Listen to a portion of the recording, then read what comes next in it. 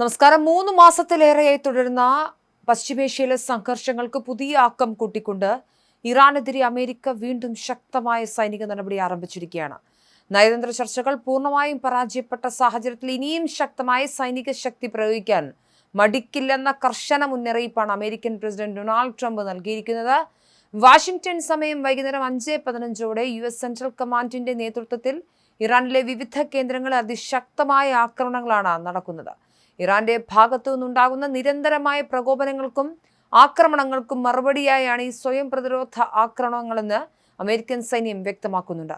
American ആക്രമണത്തെ തുടർന്ന് ഇറാന്റെ തെക്കൻ മേഖലയായ ഹോർമൂസ് കടലിടുക്കിന് സമീപം വലിയ തോതിലുള്ള സ്ഫോടനങ്ങൾ ഉണ്ടായതായി ഇറാനിയൻ മാധ്യമങ്ങൾ റിപ്പോർട്ട് ചെയ്തു.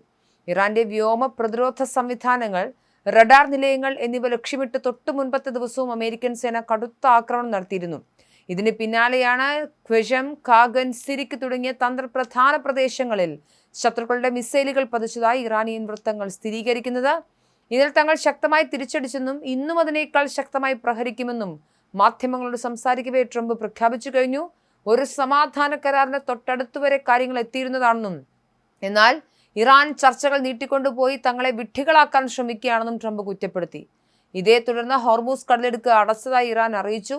വരും ദിവസങ്ങളിലും ആക്രമണം തുടരുമെന്ന സൂചനയാണ് US പ്രതിരോധ സെക്രട്ടറി പീറ്റ് ഹെഗ്സെത്ത് നൽകുന്നത്. ഇനി ഉണ്ടാകുന്ന തിരിച്ചടികൾ കൂടുതൽ വ്യക്തവും ശക്തവുമായിരിക്കുമെന്ന് അദ്ദേഹം ഓർമ്മിപ്പിച്ചു.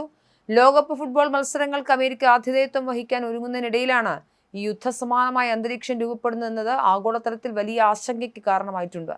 ഇറാനും ഈ ലോകകപ്പിൽ മത്സരിക്കുന്ന രാജ്യങ്ങളിലൊന്നാണ്. വീണ്ടും ഒരു പൂർണ്ണമായ യുദ്ധത്തിലേക്ക് കാര്യങ്ങൾ നീങ്ങരുതെന്ന് ഐക്യരാഷ്ട്രസഭ ജനറൽ സെക്രട്ടറി അന്റോണിയോ ഗുറ്ററസ് മുന്നറിയിപ്പ് നൽകിക്കഴിഞ്ഞു. എന്നാൽ ഭീഷണികളിലൂടെയോ കടുത്ത സമ്മർദ്ദങ്ങളിലൂടെയോ ഒരു കരാറിലും ഒപ്പുവയ്ക്കാൻ ഇറാനെ കിട്ടില്ലെന്നാണ് യുഎനിലെ ഇറാന്റെ അംബാസിഡർ അമീർ സയ്യിദ് ഇരവാനി വ്യക്തമാക്കുന്നത്. മേഖലയിൽ യുദ്ധം കൊടുമ്പിരി കൊള്ളുമ്പോഴും ഖത്തറിന്റെ മധ്യസ്ഥതയിലുള്ള നയതന്ത്ര ചർച്ചകൾ സജീവമാണ്. അഭിപ്രായ വ്യത്യാസങ്ങൾ പരിഹരിക്കാൻ ഖത്തറി പ്രതിനിധികൾ ടെഹ്റാനിലേക്ക് തിരിച്ചിട്ടുണ്ട്. ഫെബ്രുവരി അവസാന വാരത്തിൽ അമേരിക്കയും ഇസ്രയേലും സംയുക്തമായി ഇറാനെതിരെ നടത്തിയ വലിയ ആക്രമണത്തോടെയാണ് നിലവിലെ പ്രതിസന്ധികൾക്ക് തുടക്കമായത്. ഇത് ആഗോള സാമ്പത്തിക വിപണിയെയും എണ്ണ വിപണിയെയും ഗുരുതരമായി ബാധിച്ചിരുന്നു. ആഗോള എണ്ണക്കടത്തിന്റെ 5-1 കടന്നുപോകുന്ന ഹോർമൂസ് കടലിടുക്ക് ഇറാൻ അടച്ചുപൂട്ടിയതോടെ വിപണി കടുത്ത സമ്മർദ്ദത്തിലാണ്.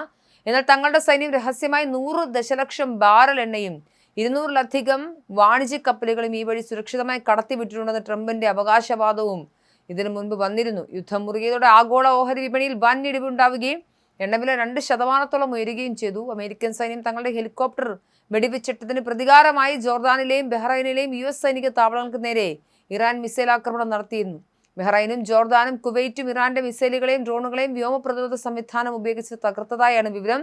അമേരിക്കൻ അല്ലെങ്കിൽ ഇസ്രായേൽ സൈന്യത്തിന് തങ്ങളുടെ മണ്ണ് ഉപയോഗിക്കാൻ അനുവാദം നൽകരുതെന്ന് ഇറാൻ അയൽ രാജ്യങ്ങൾക്ക് കർശന മുന്നറിയിപ്പ് നൽകിയിട്ടുണ്ട്.